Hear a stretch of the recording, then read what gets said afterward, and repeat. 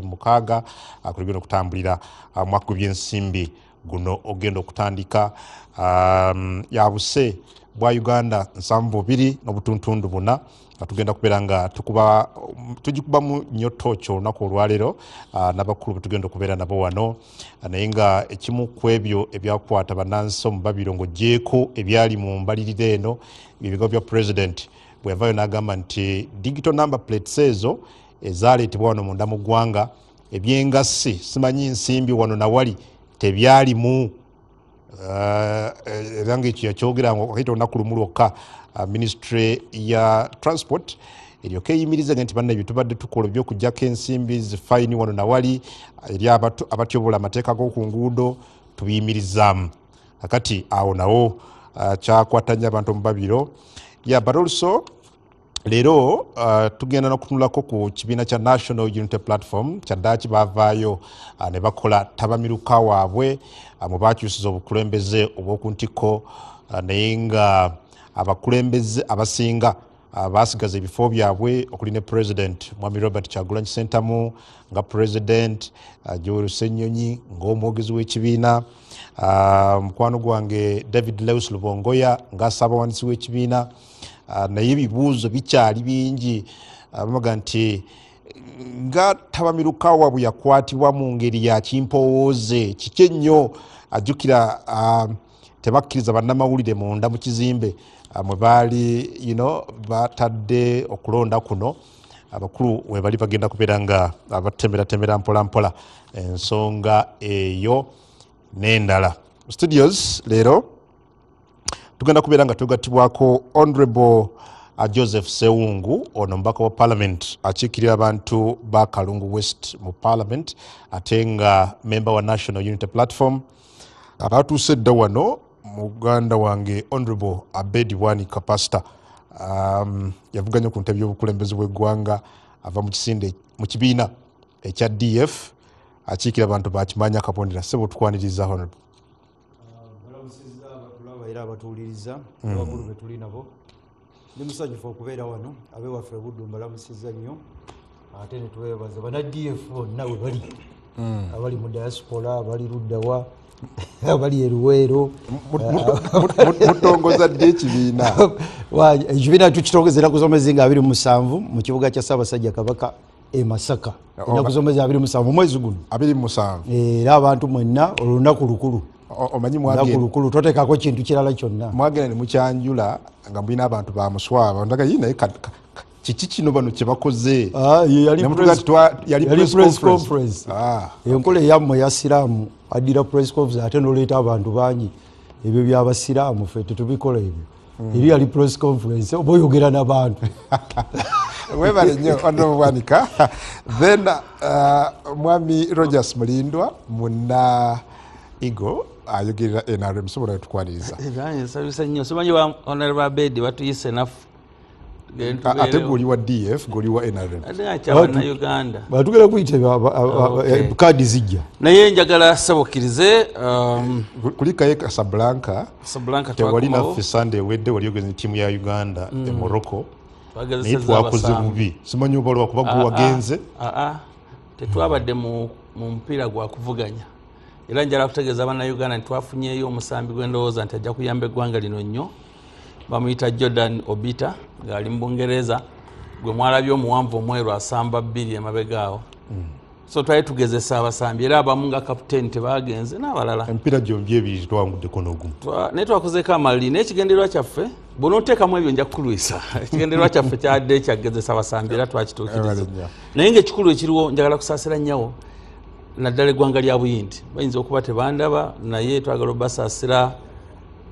tutambulira mu nnyonyi zino naye ennyonyi okuva ku runway n'erinnya fuuti 605 negaana okweyongerayo kyonna ekyabadde tubasaasidde abantu 241 ku 242 omwe yawonyeewo naye tubasaasidde naye n'ekirala waliwo omukwano gwange bamuyita Haji Sulaiman Sejjengo nabaddewo wejjo ng'ava kukola hijja abasiraamu mwenna abakoze hijja mwebale nnyo naye akasembayo ssebo kenjala okumaliriza nako twamaliriza expression of interest mu kibiina kyaffe era tuli mu bantu ng'enkumi 27 abagala constituency balinga 107 abakyala 1500 ate n'abagala LC5 1500 namwe tubayozayozeza. Let's pray for the best in the exercise ahead. Okay. Good. Babale, mugana wange Rogers Mulindwa, Honorable John Musira naye wali wano mbaka achikira abantu ba Bubulo East okuva mu Elgon wa NRM. Kwaniriza munahafu igo. Balamuzaako mwenna abatulaba olwaleero. Wacha niongee kwa Kiswahili kwanza Kidogo. na niseme watu wetu mnatazama vizuri, nadhani karibu sana, niko hapa na kwa runinga hii, mnajua hii ni international kabisa. Hata watu wangu kutoka Kenya najua mnanitazama vizuri. Njagala nange negate ko bannange ngambe nti nno nga munahafu igo olwaleero wendi naye mwami kungu nzikiriza. Salamu alaikum wa rahmatullahi wa barakatuh. Wa alaikum salam wa rahmatullahi wa barakatuh. Israel okuleeta olutalo olwa sematalo ku nsi yonna. And let me speak in English. I think this is madness. What is Israel? And America, in a proxy way, you want to cause third world war? We condemn this in the strongest terms. We as Rastas of Africa. We as humanity. Yes. Why do you kill people just like that? You have annihilated all Gaza. I think everybody, whether through scorched earth method or bombing or poisoning, now you have gone to Iran, killing everybody. Kiholela tu hivyo. We must condemn this in the strongest terms. And I don't see the voices of Ugandans. What surprises me is that we don't seem to care about this carnage, about this genocide, about, you know, what sparks off war is just exactly that. Yeah. We condemn them. You, Yahud, please stop it. Yahud, stop it again. Stop it, kabisa. Thank you. Webale, Honorable John Musira, Honorable Muraku Mujagona Musira ku bantu. Abatulaba mbalamusiza muganda wange mukulu wange anziyemu ku nseko kubanga musajja ali informed nnyo akozeseza ekigambo ky'olwalabu nti you Yahudi nenseka busesi. Anyway, anze mukulu nkusaba onzikirize empiseewo akantu kamu. Nze akange kali ku ddembe ly'abuntu, eddembe ly'abantu bemuyita ensonga z'abalaalo mu Northern Uganda. Gavumenti nandisabye zikwatibwe n'obwenkanya. Mulimu abantu abava e Buduuda, abantu abava e Buganda, abantu abava ne bagula ettaka. Kati bannabyabufuzi b'omwakyoli bagula byenga mugano tibuli atali mu kyoli ave wano agende. Gavumenti mbasabe betembi-encouraginga omuntu ojja omuganda asobola okubeera mwakyoli nga n'abakyoli we bali wano. So ebintu by'abalaalo ababba ettaka mubakwate nga ababba ettaka, abaawamba ettaka mubakwate nga abaawamba ettaka, naye omuntu ayakwata sente ze n'agula gavumenti ekimukiwulire. Honorable Joseph Sewungu, wadde owulidde ku programu eno. Ate era tetujjanga tebatuyise mubaka w'abantu b'e Kalungu West ava mu NUP. Sebo tukwaniriza. Sebo tetujjanga tebatuyise tulinda biragiro biva wano. Naye nzikiriza nsooke namusegwe kennyini mukulu kungu ati omukisa okukyala wano namuse pano yonna nilisikia ndugu yangu alikuwa anazungumza Swahili sanifu. Swahili sanifu kabisa. Na yeye kuisambaza namuseba Nakalungu. Ate nebaze nnyo abasomesa mu Uganda aba arts abaganya okusomesa abaana olwa discrepancies n'okunyigirizibwa ku balina oba mu emisaala. Abasomesa temutya musigalireyo ddala, temusomesa abaana, temutiitiira. Ate nyongera okwebaza abannamasaka mu kisomo gino na Abedi Bwanika ali wano fenga Legal Fraternity e Masaka twatadde tools wansi olubota bana balamuzi mu kooti. Ogwo mulimu fe nga parliament twayisa abalamuzi tubabawa tosobola kukwata saketi namba eyamasaka ne banomulamuzi omu owa high court ate nga ebikola byonna gyebiri justice tweyanze tomwatadde wansi ebikola n'olwekyo nabo twatadde ensi ebikola katuleke kooti ekola ebyekola kooti esobola kutambula nga terina bulamuzi. Of course n'olwekyo nkwebaza okutuwa omukisa okujja wano era bwe tujja wano kwogera nsonga byonna abamemba beboogedde nange ndi wamu nabo naye of course nga mukulu munanyini gavumenti wetuba tubabuulira ebintu byabasomesa musomesa nga nze akitwale nga nsonga nkulu teri mwana ayita sciences ng'agudde oluzungu n'abanga ayise ate aba sciences be basinga okusuula abaana because wabawongera ssente ate natababikola mu institutions oba equipment not even litmus paper laboratories zonna ziri mu limbo. Good. Tujja kufuna akadde zijje tugege ku nsonga y'abasomesa. Katono nnyo kano kkiriza kubanga ayogedde ku nze ti gavumenti era abantu abakumyemu omuliro temusomesa naye ebibuuzo byakolebwa mu November. Nzikirizaganya naye nti omwana akola PEM alina economics in between. Economics teacher ono ombalanga atali wa sciences naye for this child to perform better kyetaagisa naye zindowooza baddeyo tusomese gavumenti egenda kikolako ekyo. Kifo ky'obagamba basigale nga tebasomesa. Akujja kumulamwa tujja kusasula kuba tujja bikola. Ndi shadow minister of education. Bamemba ba parliament abali committee of education tusuka mu asatu. Recommendations naze twawa ku nsonga eyo committee ya budget ne mukama wono bazigana. Ne bazisuula ettale. Tujja kuddamu tubye. So you have wasteful expenditure ne oganya okuwa abasomesa omusaala ogubajjamu. Ojja kukkiriza tujja kudda twogere ku nsonga y'abasomesa mu wiiki eno but for now njagala again kutandika naawe being nti gwe member wa NUP ali wano muyogeyoge mwabadde ne kyemwayise ettabamiruka ndabye bangi nga bakikubamu ebituli nze ntandisina kubuuzaayoza maybe osobola okubuulira eggwanga ki ekyabadde omutabamiruka. Actually sinze nina okusooka nze nakoze ekituufu ekirungi. Wakoze eki? Kinakoze okutuuza ttabamiruka kati aboogera ebituli bye njagala mpulire mbiddemu kubanga nze nakoze ekituufu teri akikontestinga okujjako abataabaddeyo kati pano gy'oyina yeyina okwogera ebikyamu bye nakoze nze mbiddemu. Kati sokoddemu ebibuuzo byange bino baani ba delegates bammwe bemwayisa okubeera mu ttabamiruka ono okusobola amateeka awamu? Badelegates bonna for any political party basinzira mu constitution ya party eyo era bwe bobuuza badelegate ngobabuuza nti bebani ngo banoonya mu kkubo nti batambula babanoonya mu bbanga then batomanyi byabufuzi. Kati badelegate ba National Unity Platform basinzira mu party constitution eteekawo sseewungu okwesimbawo mu National Unity Platform. Ziri constitutions ssatu va ku constitution esooka eya Kibalama erina NURP then ogende mu delegates conference ereeta erinnya National Unity Platform nekyusa erinnya National Unity Platform ate era nga ye constitution ejamu of course eri eya Kibalama erina NURP yekyusa erinnya ng'eri mu delegates conference National Unity Platform. Kati bwogenda mu constitution eyo gye twamendinga mu 2023 Electoral Commission negano gigazetinga buli kyoyagala badelegates okifuna. Mwamulindo ojja kuleka mulinze nkole yange ali ku ya muwogo.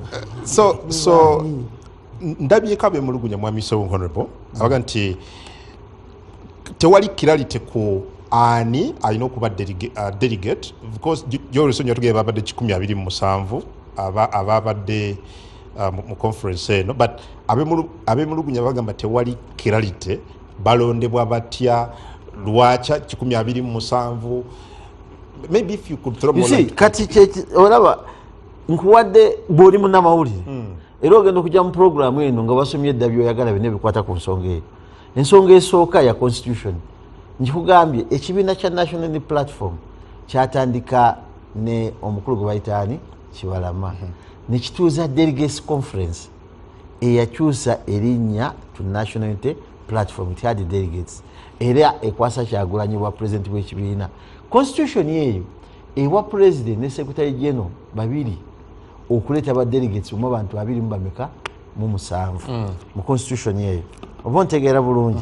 Kati constitution eyo wejja fenna yetupulesingawo nga mwami owekitibwa Kyagulanyi amaze ogikwata n'agijja ku Kibalama nekwata abantu 3 mu electoral commission ne bagobwa ku mulimu. That is Lwakojo talemwa n'owokusatu bayali ani bababuuza eno pate yayiseewa okukyusa amanya tuga mu mikono gya Kyagulanyi ng'ekibiina naye nga bamaze ogigazetinga process zonna zikoze eki ziyiseemu. Now bwe tutuuka mu okwesimbawo ffenna n'Ekyagulanyi n'abakulembeze ffenna n'abavuddemu nga Dr. Abed ne tugenda mu constitution eyo ne tutuuza endala delegates conference eyali etandise okukyusa constitution eyo ekola amendments ezigenda mu kyoyinza okuwumuza bye banayogerako mu maaso negenda mu electoral commission. Bwegenda mu electoral commission ne baba batwala mu kooti era ne bagana ogikola ki gigazetinga. Now abantu kye batamanyi tibwe twatuuza delegates conference eno yatudde twakola resolution motion ya moving bwa ejawo constitution egyo twali tukoze eki twamenze tudde ku constitution yenkadde erimu electoral commission etukkiriza okubeerawo ng'ekibiina kyaki kyebyobufuzi oba ntegerekeka kati ye yatudde. So mwalonze nga musinza ku constitution yenkadde so se tanaba kuba gazette tanaba atondo gigazeti ngotya kati that one eri teriiwo teba teriiwo kuba teri gazetted erina abagitwala mu kooti erina n'abaganyo gigazetinga naye nga yali esolvinga ebyali bimisinga mu constitution eriwa enkadde eyakibalama era n'ekibalama okugenda mu kooti okwagala okwemisa delegates conference yabadde asinzira mu constitution gye yakola ki gye yakwasa ekibiina ng'akiwaayo. obutakkiriza bamawulire munda muli kyabadde nakagendererwa ki? Why was it indoors? Si kikyamu kubanga wabe byemutuusa mu delegates conference ndowooza oba wagisome yaffe yabadde extraordinary. Ekyo kigambo kisome okibikule extraordinary. Bwe tutuula waliwo ensonga zetuhandolinga ngaffe era twalinamu wamawulire omu yali akwata ebyaffe era byafuluma. Kati bwe tutuula wabawo ensonga zemutuulamu ng'ekibiina bibiina byonna bikikola ekyo ne muhandolinga ensonga zammwe. So kati okuleeta amawulire n'obutagaleeta nsonga naye nga waliwo ensonga zemusooka okukola ki okuhandolinga zemutuddemu nga ekibiina. Yesewo lwaki naye amawulire tewagafulumya? Yes, but lwaki Honorable Sawungu mwamulindwa muleke tunulira wano lwaki ebifo ebimu byayise abantu bayisewo nga tebavuganyiziddwa and waliwo amalowooza agalowooza nti balyetaaza okubeera mu bifo ebyo? Kankubuuze bwe weesimbawo mukulu kungu onyumirwa nnyo okufuna kuvuganya oba wanjagadde ogenda nga tovuganyiziddwa? Ekibuuzo kiddemu nange sokodemu ekibuuzo ebigambye nti biri ring fest ebyo tebivuganyizibwako okugeza president w'ekibiina. Kakati kankikubuulire osinzira mu constitution ya Uganda article 72 article 73 article 74 otunire political parties kyezigamba tosobola kukola constitution ering fencing before that constitution is null and void era teri ayinza gikkiriza. Kiringa okukola constitution ngerimu enteekateeka y'okulwanyisa gavumenti n'ogisuula ffe tujja kuba amagye tujja kwambala bweti ebintu ebikootagana ki ebyo nza lawyer akuliranye honorable Munyagwa ajja bikubuulira. Kakati nze kyenkubuuza kiddemu nange kubanga kati wano ombuuza nange nkudda bwe weesimbyewo nze Sseewungu ngenda kwesimba Kalungu naye bwe nfuna ab'NRM nenfuna ab'FDC nabaga nti kulwa obulungi bwa Sseewungu tetugenda mwesimbako ngamba nti akagenda kwa Kalulu kunze oba temuzze sivuganya nziraamu gwe osobola okugaana okwesimbawo nga buliddwa abakuvuganya. So tewabaddewo baagala ekibuuzo akito kiddamu ekyo si gwange nange ye kituufu Mr. Kungu we are having a good fair debate ddamu kubanga ekizibu kye tulina mu politics kyemuzimbye ekyokuguarding fencing is not correct because it can't be in the constitution. Naye kyenkugamba party nto it's a younger party kati kankuwe rating oba oyagala toyagala basekretary general w'ebibiina byonna teri asinze Lubongo yakola bulungi mu basekretary general w'ebibiina ekyo kiri ku rekodi ayina amazima mu mutima gwe bikula performance ye byakoze mu myaka 5 teri amusinga. Wandimbuza nti wakinze sesimbawo kwanze kyange nkikubuuza okanye okiddamu. Okay, maybe ngopo muzindalo wano lwaki olowooza abantu abamu tebali convinced nekye mwakoze nga baani? I've listened to some voices ne ku panel eno gyabawulira anti baani anti kati yes balowooza nti muyina ebikusiki mwabadde muyisaawo munda eyo temwabadde balambulukufu kimala. Nedda sebo kati kankunyonyole by the way nze Sewungu for the first time ebbanga nebadde mu politics nasoose okulaba abaana abavubuka abato abazze mu politics ne bavayo nga ffeefe ne bakompitinga ne badebatinga ne bakampaininga naye nga bonna ononyamu gwolonda n'akubula nga bonna balungi era ne ngamba president ne secretary general abakulembeze bagamba beegayiridde abaana bano mubakuume butiribiri tebava wano nga banyize nti ono tawangudde ono agudde ne badduka ne babatwala bano abasajja because bwebalabako obulungi bwe balina engeri gye boogeramu oluzungu lwabwe articulation of issues abakava mu university they are so good olabira ddala succession gye tuzimba ennungi mu myaka emito mulimu Dr. Nalukwago be yavuganya nabo bwe bonna lire I enjoyed them kati ebikusike byebiriwa kubanga nze naliyo sajja nga nebwalabwala nayita mu bantu NBS nencovering ne munkuba ebifaananyi ne munteekayo kati wawe nakwakwaya. Okay, maybe yamba tulaba namba ya 127 was this a national you see that's why I have a problem. Was it a national delegates conference?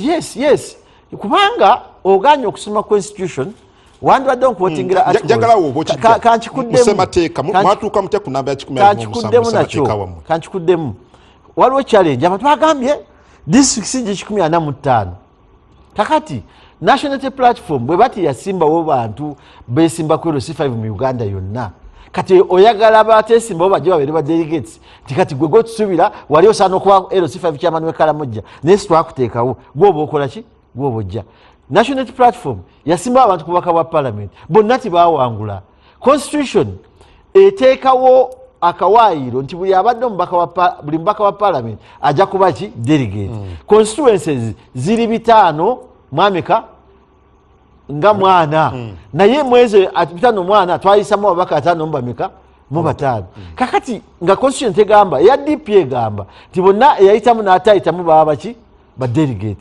constitution gye twasikira ku kibalama gye twawaayiriza okuvuganya okwamendinga si kyegamba ekkiriza bayitamu bokka okubeera baki ba delegate so omuntu yenna akola healthy argument the word healthy mu luzungu a fruitful argument ye asinzira mu constitution ya party ndoli kugandi lwaki twaleese bano oba ntegereka bulungi njakudda katono nnyo honorable Babet bwe twogera ku NUP watto kyali member waayo at least ebyayo manyi obitegeera bulungi party yabadde netabamiruka waabwe ne bakyusa obukulembeze abamu ku bakulembeze abasinga abo ku ntikko basigaze ebifo byabwe. Like I said, some people are really dissatisfied. I don't know whether you are one of those abatali bamativu nature abaddewo. Nze siyonna kisooka emanyi nti ekibiina ky'NUP nakivaamu ebyo byeyogera ezimu ku nsonga ezantawaanya mu kibiina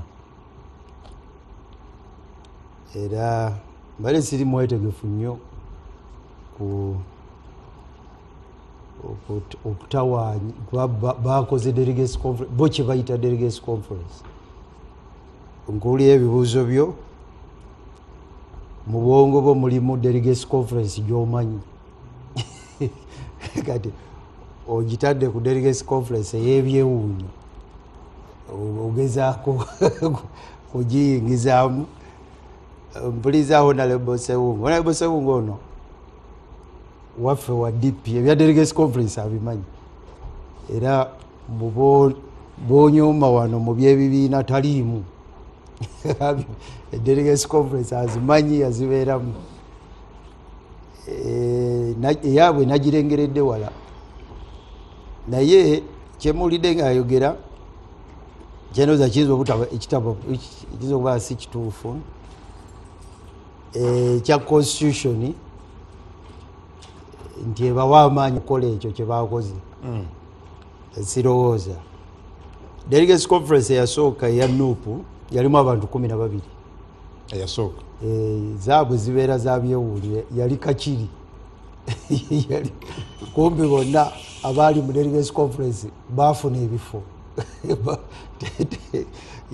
yali kakiri awo ate ku olwo bamemba bonna bagendamu bafune fe nemukulu Sewungu ono nga naye gwomutwalidde tetwamanya nti waliyo delegates conference twali bamunda nnyo tetwategeera twaddeyo okuwulira nga balanga bifo kakati kino kiyinza okuba nga yadde improvement bwogerageranya eri eyasooka yali kakiri bantu 12 era gwe balonda abe 12 nga secretary general nakwata minutes nazitwala mu electoral commission nezigera okutuukayo nga mulimu ebyeyongeddemu wakati wa kakiri ne electoral commission byenategerako nti byebitawaanya Kibalama byebimu ku bimutawaanya kati okuva ku eyo endala eronda abakulembeze yeeno naye mu constitution mukulu gyayogerako eri improved Kibalama n'endala temuli mu kawaayiro nti ba member of parliament ba delegates eno mwe basinzidde kati ba member of parliament ababaddemu si ba delegate okusiza constitution bwa mpozi nga bakozesa eno ate electoral commission gyeyagoba gyetanaba kusa mukyalo tati bwebeganyo gigazeti gebegigobye bweba bakozesa eno empya yegamba nti ba member of parliament mukulu Sseungo gyajuliza ate eyo tekyogera kakati natiddemu nenga nti ate tuwabawa batwala mu kooti Sseungo yakugambye eyo eri mwe basinzidde ate kugambe kirimu kakati kirimu ene ate gye bagaana kakati nalabye ate bawadde omukisa abantu abalala bagala obatwala mu kooti babatwala mu kooti bagende nti bemwayise ba delegate si ba delegate ekyokubiri era biri constitution NUP teina constitution emanyiddwa tegirina constitution eyasooka eya mukulu Kibalama yetekwa okubeera constitution entuufu eri ku file naye mukulu kigambibwa nti mukulu Lewis yagijjako atya yayingira atya mu bintu bya electoral commission n'agijjayo byonna byakyewuunyo kakati balondedde mu constitution ki tewali akimanyi naye kyekisobola obayozayoza nti balonze abakulembeze kakati abalina interest zesigirina abalina interest okubuuza babalondedde mu buwaayiro ki babalonze nze nsobola kubayozayoza nti nga mu nkola ya NUP era bweri balonze kuba eyo buli kibiina kibeera n'enkola yaakyo kakati bino byogamba ebya Political Party and Organization Act bwetulagirwa okulonda sirowooza nti ebyo byebakoze naye balonze kiki kyebakoze ekikyamu okusinzira mu tteeka anti nkuwaddeyo byenalabye mukulu Sseungo tulambise bulungi nti delegates conference eva mu tteeka lya kibiina kakati bw'otuulamu nga weyita delegate weba wewaayiriza nga constitution tekuwa kakati nze constitution nzimanyi zonna naziyitamu gyemmanyi erimu ebyaba member of parliament ate yene etannakkirizibwa ate neeri yennyini eri wakati awo eya Lewis Lubongoya ku fayiro constitution eteeka okubeerako ndala kati nali ndowooza nti NUP ejja kutwala omukisa esooka etereeza ebya constitution ekirala ekibiina kipya naye kiwezezza emyaka 5 tekifaanana ate nga bino ebyaffe ebirala bandooza abantu ekibatawaanyira badde basuubira nti kinaabeera ne grassroot elections okulonda okuva wansi okuleeta ba delegate okujja eno waggulu ekibiina ekipya bwe kiba kya mwaka kyaki kyekiba tekinafuna busobozi kugenda eri wansi naye kino ekyemyaka 5 abantu badde basuubira nti kigenda kutandikira eri bagambe waffe ekimwanyi kimanya kabonera nti abanupu batudde ne balondawo akakiiko k'ekyalo mwe munaava ne bagenda nga bazimba paka lwe banaafuna badelegate noza abantu bwe bataakirabye kiza okuba kyekibatawaanya. Okay, but honorable gwe ssemateeka gw'omanyi annyonnyola ani gwannyonnyola nga delegate wali badde osuubira okubeera mutabamiruko ssemateeka ow'ekibiina kya NUP anti kati anema okusoma kuba delegate kubanga mulimu ssemateeka yennyini oli gino mwe basinzidde yakugambye seono gwe balina mu kakiiko ebyokulonda but oli gwogambye nti oli bano tabakkiriza bamemba ba parliament. akkiriza ani?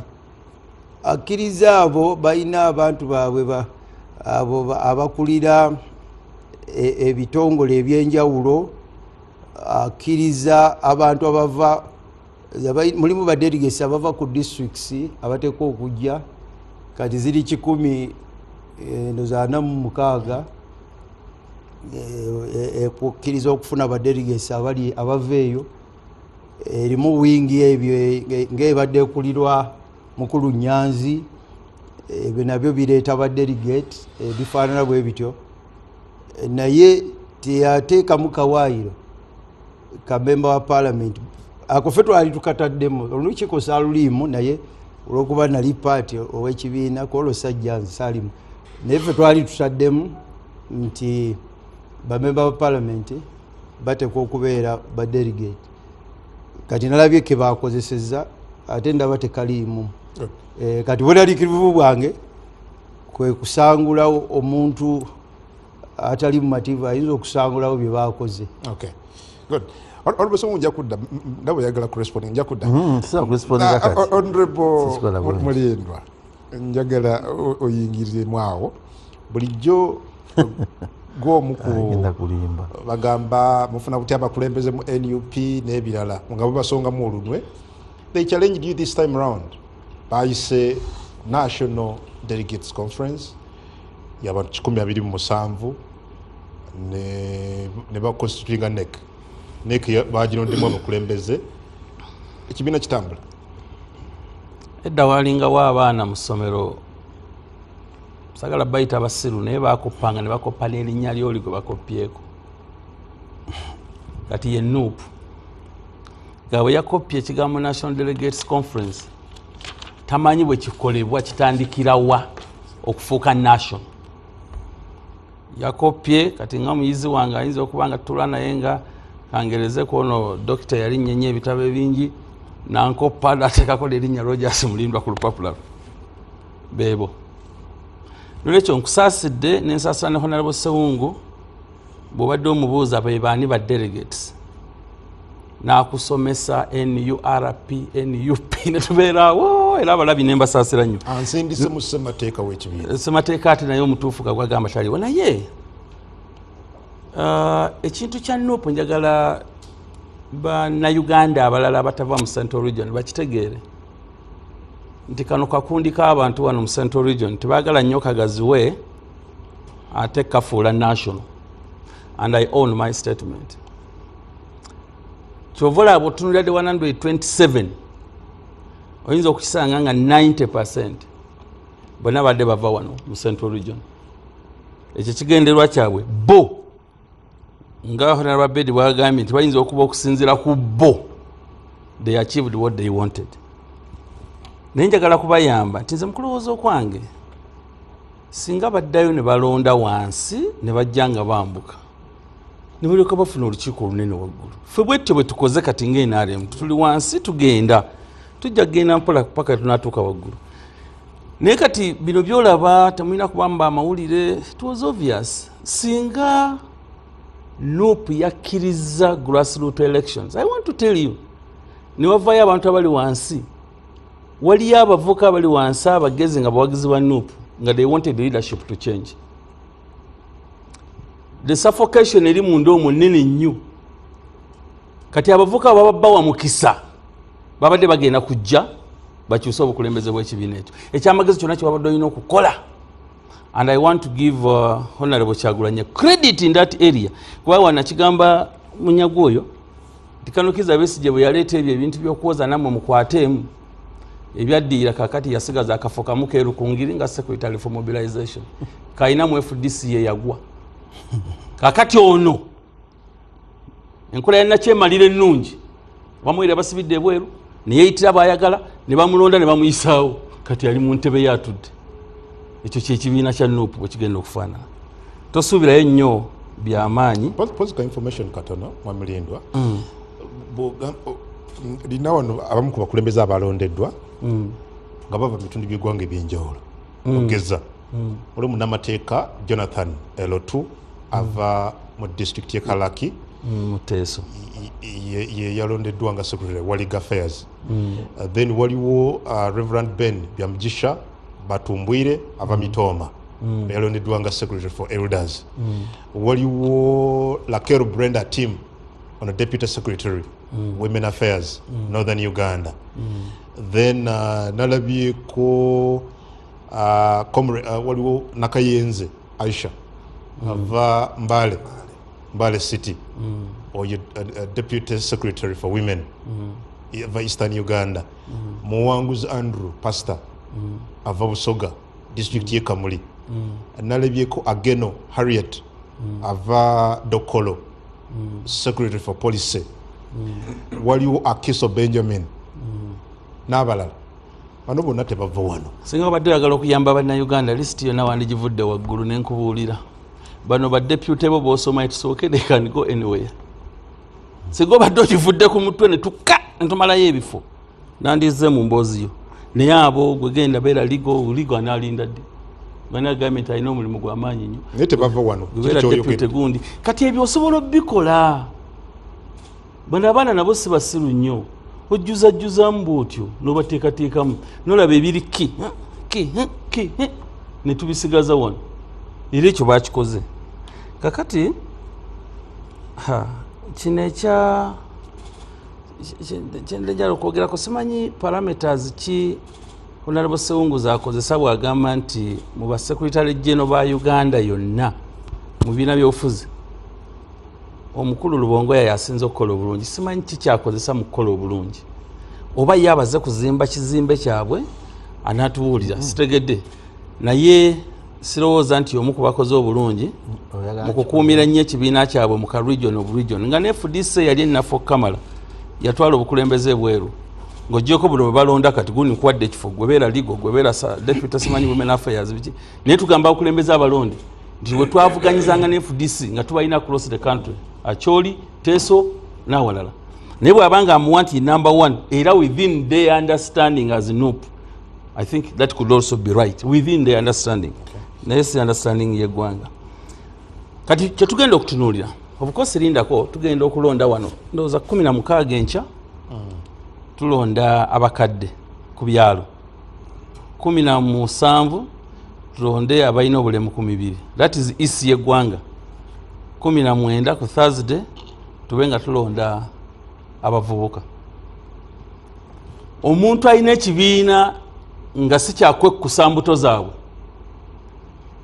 bandi badde okulonda kwa wansi eno kugenda kubayamba okujja mu kulonda kwa isi kwe tugendamu naye ekibiina kya NUP gwali eyo nkusaasira ng'osobola okutuula awakaawo n'ogamba mpagira NUP ekibiina kino intention yakyo nze gyentegeera obulungi and I own my words sina yakujja kukyusa obukulembeze bwa ggwanga lino ekyo tebakirina ayina pulaani y'okukyusa obukulembeze tabeeranga bano pulaani yaabwe yakutunuulira abatono mu bo bakifunamu batya era bw'oleekaanira ku kizigo kyabwe nga Mpuuga bwe yakola bano balina kukugoba tebabuuzaayo bibuuzo bali simanyi bw'osaba omuntu emiliyoni emu buli gundi ali simanyi zikola ki gwe you are gone kubanga akantu kaabwe bakakoze nga kaabwe kakulaba engeri gye bayinza okwesanyusaamu bo bokka na bokka kati gagobeereyo mu kyalo oli eyo waffe Luweero era ffe NUP oye nedda tewali gyegenda kukutwala